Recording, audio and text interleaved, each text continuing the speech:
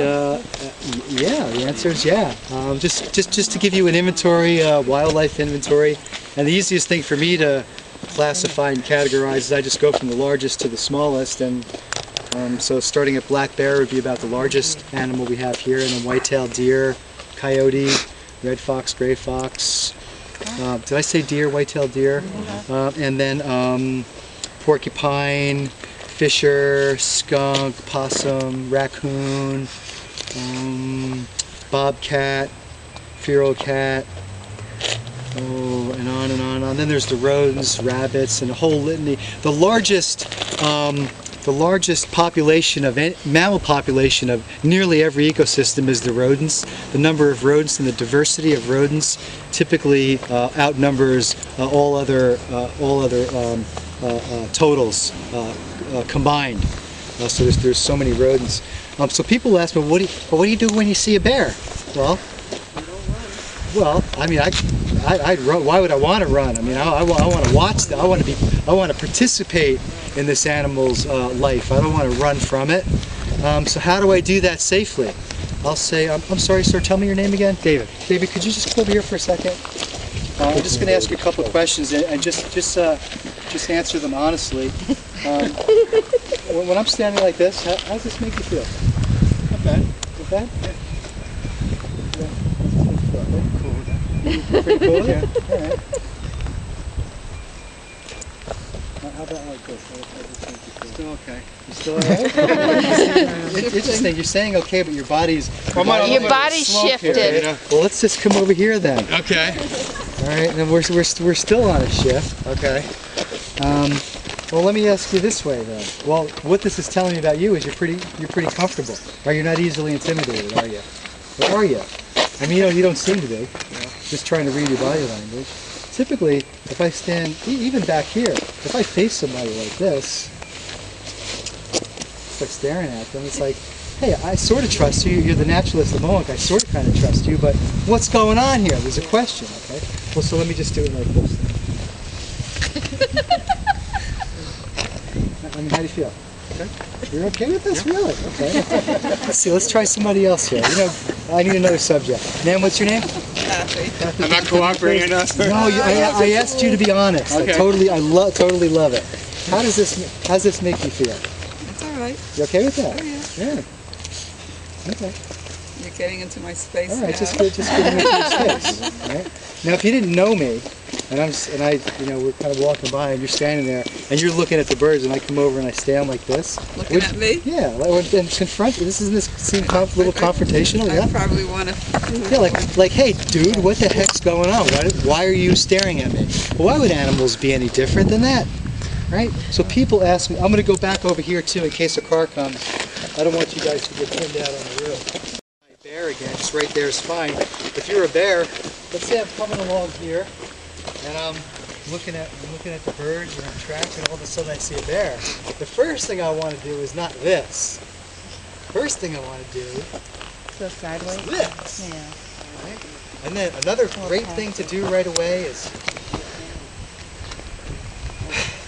sighing. Now I'm talking nonverbal, universal communications here. Not like, oh, hey, Mr. Bear, what if this bear speaks Portuguese? You know what I mean? It probably doesn't speak English anyway. Oh, but yes, the sound and quality and timbre of your voice is all factors in this too. But it's important to understand universal body language and communication.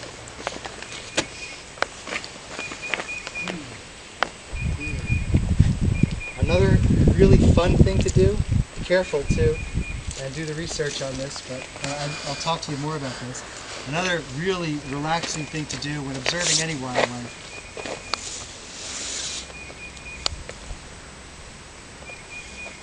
pretend to eat.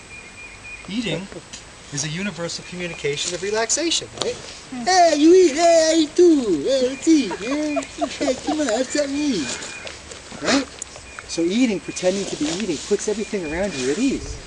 I use this analogy if you're walking down a dark city street, right? And it's late. And it's dark and it's a little foggy. Oh, and darn it, the street lights are out except that one street light down at the end. And you're walking along and you got your purse. Not you, but you know, me. So we have a purse on or something, or you just cashed your check and you got a nice fat wallet. And there's this guy walking at you, and he's as big as a refrigerator, and he's coming out of the shadows, and you're like, oh man. If I cross the street and he follows me, I know I'm getting mugged, right? So you know what? Do I try to get into this? I'm just going to take my chances and keep on walking, right? And then he gets a little closer, and you notice he's got a bag of French fries, and he's eating a bag of French fries, right? Eating is a universal communication of, wow, the guy's he's a human being. The guy's eating. Might he drop those French fries and mug you? I don't know. I'm just coming up with an example. Are you saying he's less likely to mug you if he's eating French fries? Yes. And if you don't cross the street. And you talk to yourself if you're crazy. Yeah, if you're crazy, well now there's all Remember that. there's also body language. I'm a city boy, countryman, city boy, and it's just I walk down the street like I own it, like I own it. But I'm not projecting that. Right. I'm not saying it here, I own it. Right, I'm not. It's not eye contact. So any of you that are from the city understand this, okay? Now, how in the heck are you going to teach that to somebody? You're not, right? Or some of it's intuitive, right? Some of it's just intuitive. Well, it's the same thing with nature, all right? These communications are universal. And here's another thing. I'll make up another analogy here. You're coming up over a rise, let's say. You're hiking along, you come up over a rise. And down in this valley, there's a party going on. There's a bunch of cars circling. And everybody's speaking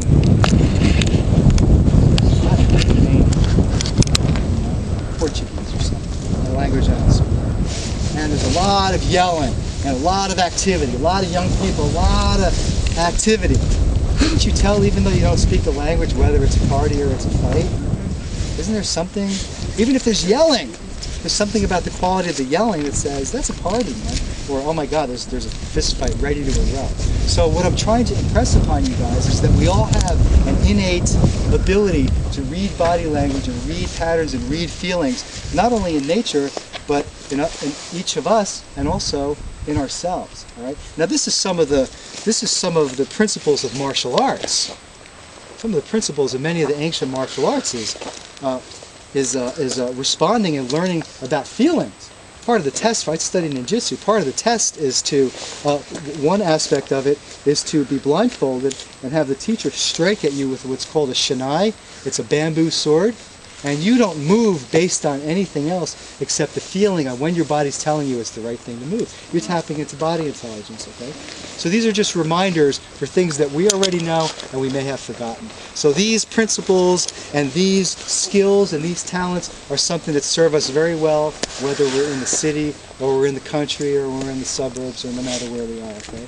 Even guys I've worked with and trained with that have been in combat,